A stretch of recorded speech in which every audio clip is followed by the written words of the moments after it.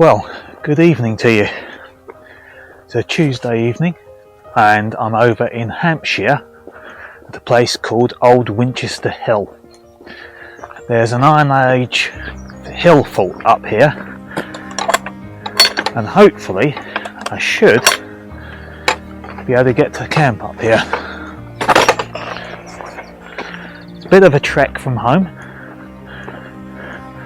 but you have to do that to get the views. My original plan had been to do a two-nighter over in Wales at Lanthony Priory, but because other things changed this week, I ended up doing a one-nighter in Hampshire instead. It's a lovely day in May, just between the two bank holidays, May Day and the coronation of the King. And I've got a week off work to do some camps. The weekend I did a campsite camp with two of my friends, if they're watching. Hello to Harvey, hello to Chaz. We went down to the Kingsdown International Campsite. Used to be a scout campsite, now a private campsite down on the south coast. Lovely that was too. Really warm weather. Walked up to the local pub at St Margaret's Bay and then back round to a pub the other side of the campsite called the Zetland Arms. Lovely day out, made a whole day of it, 24 hours there. It's really quite nice when you're not wild camping to be able to pitch up and just enjoy the pitch. Have a fire pit, have a chat, have some beers around the fire. It's also nice to have the toilets and the shower facilities there as well. But wild camping's nice in a different way.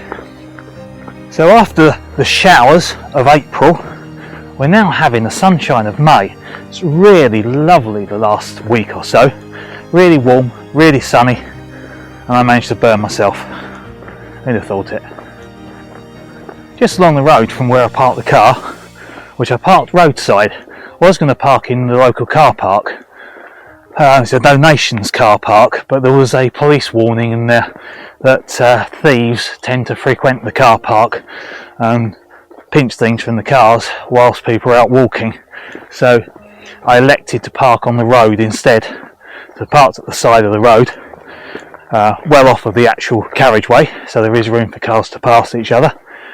But just along from where I parked the car, there were some gentlemen in the field who were, I think it's paragliding.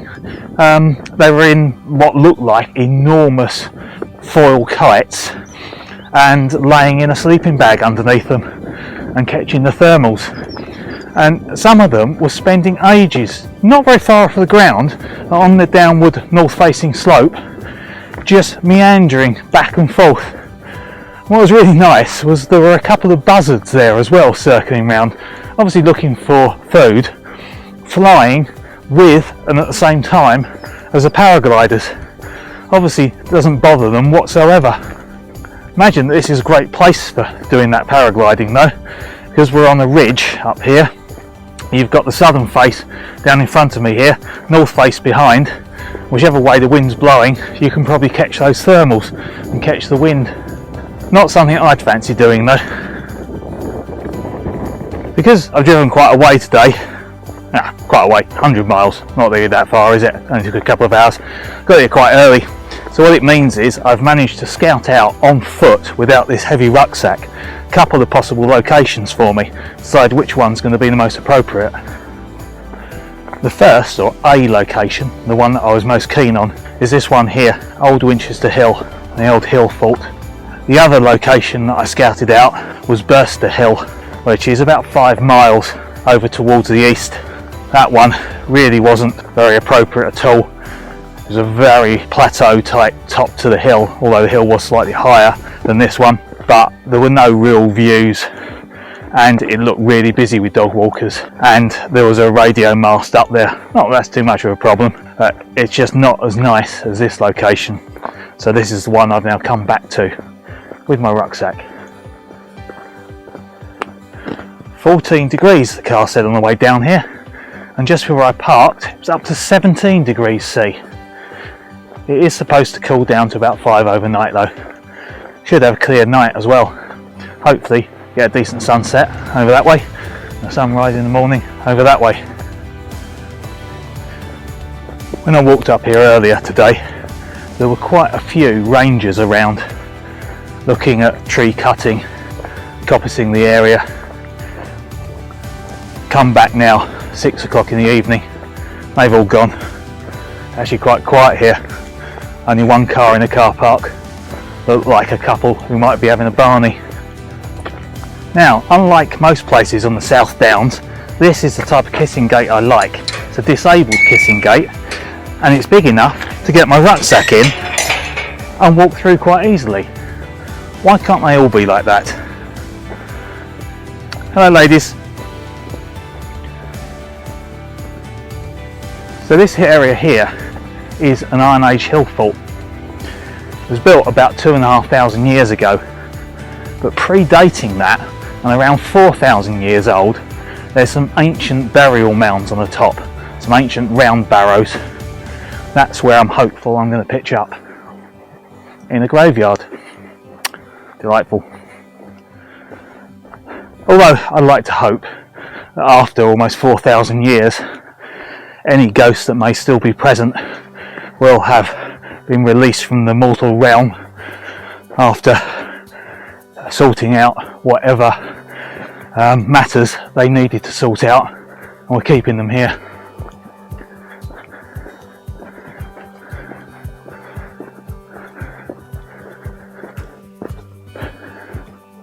As you can see up here, we do have really far-reaching views.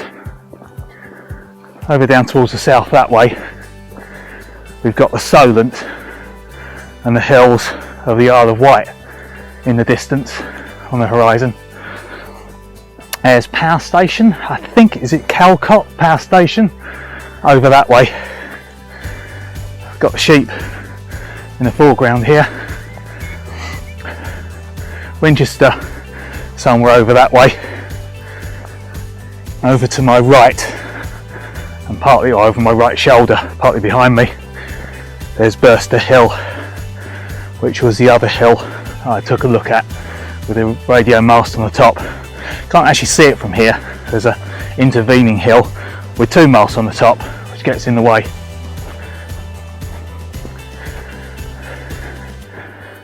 But once we get up to the barrows, you really do have 360-degree panoramic views. Really is very beautiful. Even the yellow rapeseed, which sets off hay fever in multiple people, is actually really quite beautiful in the evening sunshine.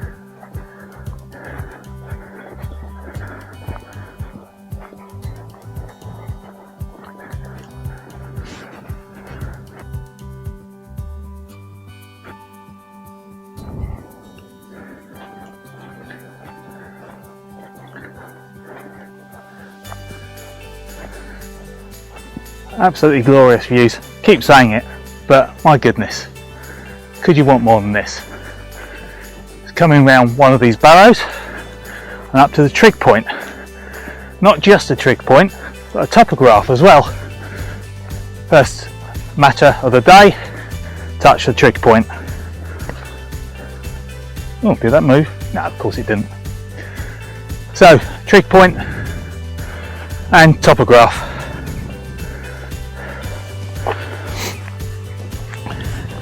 Not the most complete topograph I've ever seen, not that much detail to it, but still nice to see it, definitely nice to see it.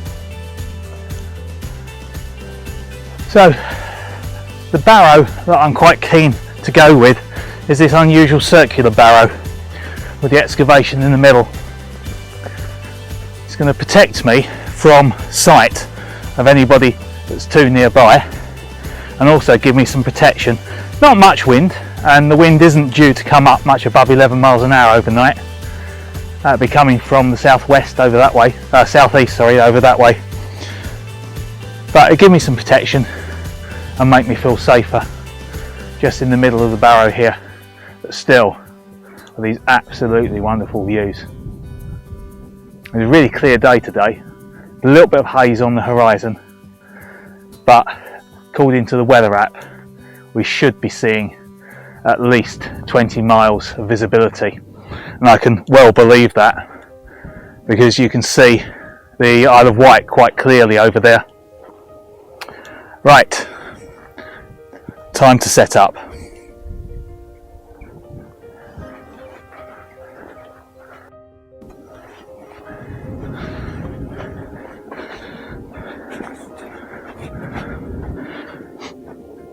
See over behind me there, the paragliders are quite a bit higher in the air now, and they've come up over the top of the hill.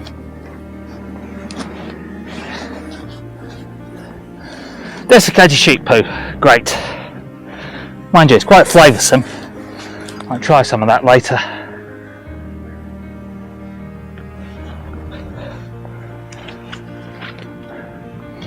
Now, although I've come up here quite late, I'm not going to set the tent up yet. Yeah, I'm going to leave the tent, have a dinner first, and set the tent up much nearer to sunset, just in case anybody comes along.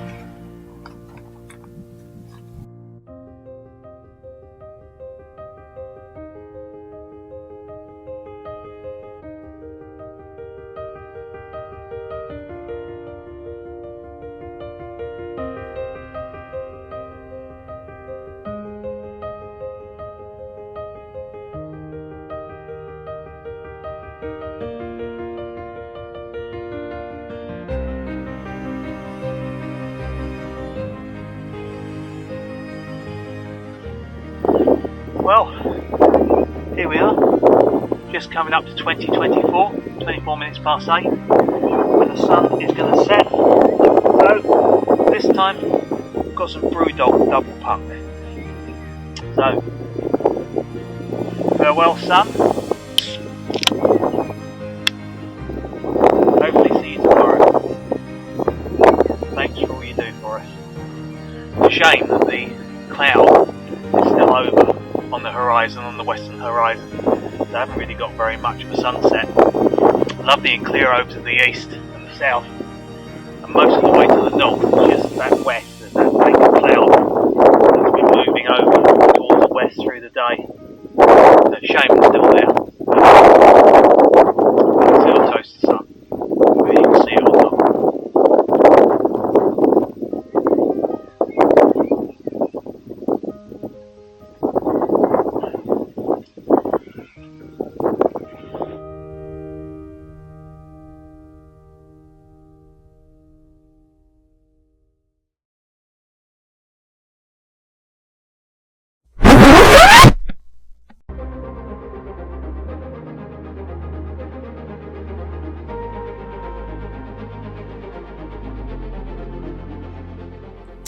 So, what happened then? Well, after dinner, I was settling down for the evening, and I decided to check Find My. The area I was in was a no-fly zone, so I left the drone in the car, and I wanted to check where the drone was.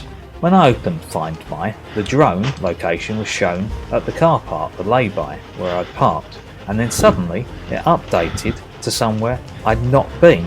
I then completely panicked and thought my car must have been broken into. Somebody had pinched my drone and driven it off into one of the local villages. So I rapidly packed everything back into my rucksack. I didn't pack anything away, I just pushed it all into the rucksack, which actually I have to say is a very efficient way of packing a rucksack. And I virtually ran back to the car, pulling various muscles in the process. As I got back to the car, crossing the road, I could see one of the rear windows had been smashed.